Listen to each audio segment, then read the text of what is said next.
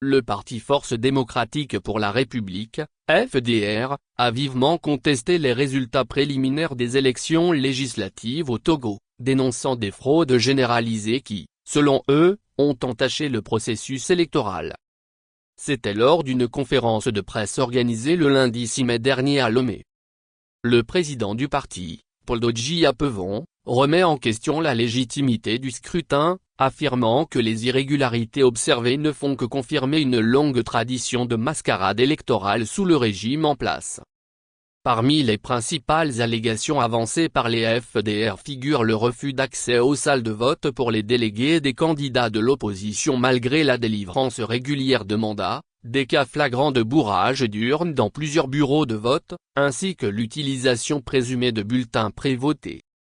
Des vidéos montrant des incidents, tels que des individus transportant des bulletins prévotés, ont été cités comme preuve de ces pratiques frauduleuses.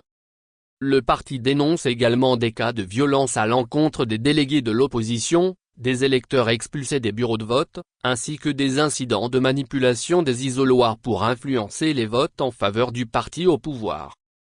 De plus, des allégations de procuration signées à blanc et utilisées par des candidats du parti UNIR sont soulevées, tout comme des cas de radiation injustifiée d'électeurs et d'achat de voix à grande échelle.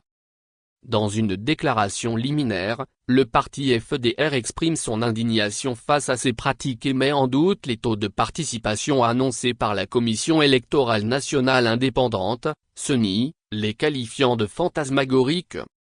Selon le parti, ces résultats ne reflètent pas la réalité du scrutin, mais plutôt les manipulations orchestrées par ceux qu'il qualifie de sans foi ni loi.